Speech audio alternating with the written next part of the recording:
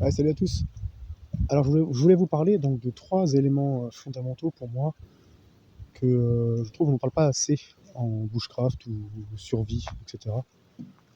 Donc voilà, je vais vous faire une brève vidéo là-dessus et donc sur ces trois éléments et je reviendrai en détail sur chacun de ces trois éléments, je pense, donc plus tard voilà, dans des vidéos à venir, plus détaillées.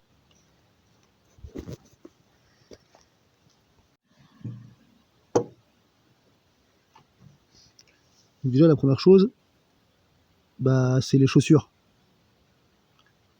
Et en fin de compte, je trouve qu'on n'en parle pas assez souvent, donc de cette marque-là de chaussures.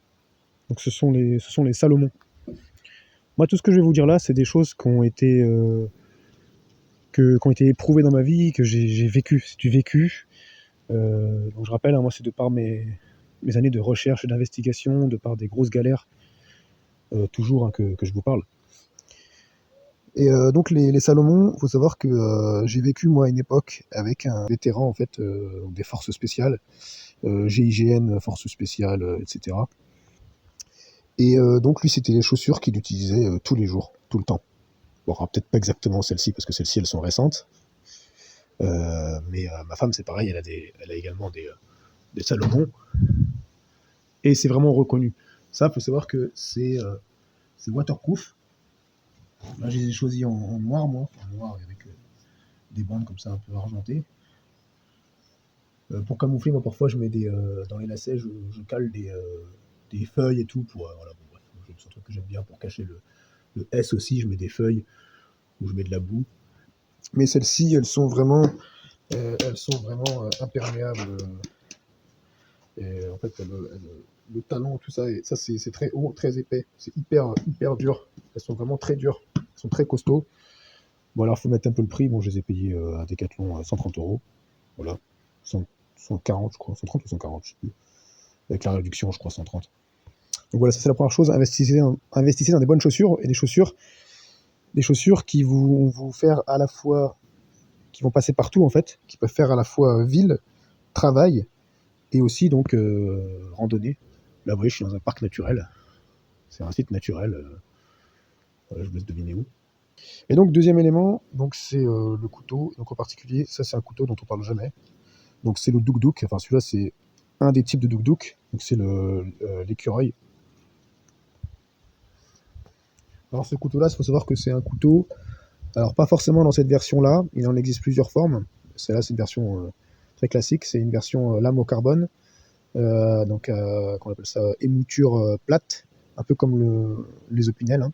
Les opinels, je recommande toujours les opinels avec un acier au carbone. Là, pareil, c'est de l'acier au carbone 1075, si je ne me trompe pas. Donc très facile à aiguiser. Pour vous donner une idée, moi je l'aiguise rapidement sur mon lavabo en métal. Je rappelle que je vis en camping-car. Vous voyez ici par exemple, ça c'est de l'acier aussi. Bon, ce serait pas génial de l'aiguiser là-dessus parce que ça c'est plus du fer d'ailleurs, c'est pas vraiment de l'acier. En tout cas, il doit y avoir une haute teneur en carbone aussi parce que vu comment ça va rouiller. Mais bon, vous pouvez très bien aussi l'aiguiser avec une technique, ça j'en parlerai plus tard, mais bon, une technique que certains ont montré avec de l'argile, un bois plat comme ça et de l'argile. Bon, c'est toujours mieux d'aiguiser d'ailleurs dans le sens de la lame. Hein. Je vous renvoie sur mes vidéos que j'ai fait sur l'aiguisage, tout ça, des couteaux. Mais voilà, le douk-douk, donc reconnu donc par les... C'était utilisé très longtemps dans la Légion étrangère. Il est très léger. En fait, pourquoi? Parce qu'il est très léger, mais il est très robuste. Pourquoi? Parce qu'il est creux, en fait, là-dedans. Et donc, il s'en servait même pour faire des baïonnettes. Il tapait un coup de marteau, là, et il mettait ça il vous accrochait ça sur la baïonnette, et il tapait un coup de marteau, et boum, ça se transformait tout de suite en couteau à lame fixe. Parce qu'en fait, déjà, de base, le mécanisme est hyper résistant. Tu peux le plier, mais c'est vraiment très très dur. Là, je peux même pas avec un doigt. Il est pliable. Il faut vraiment s'y prendre avec deux mains. C'est assez compliqué de le plier. C'est vraiment très très dur. Là, j'aurais même peur de me couper si je le fais comme ça à un doigt. Je pourrais.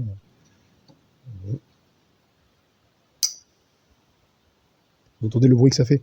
Voilà, ça c'est vraiment un couteau à tout faire. Beaucoup plus costaud qu'un opinel classique. Voilà, moi j'en parlerai plus en détail. Hein. Le troisième élément, donc, c'est pour moi c'est très indispensable, c'est de toujours savoir où trouver de l'eau. Et donc avoir un bidon, c'est un bidon de 20 litres.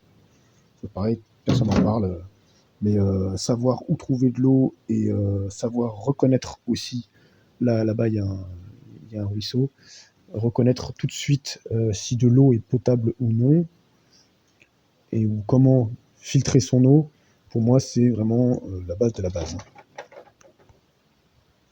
Voilà, donc on se retrouve dans de prochaines vidéos pour plus de détails sur ces éléments.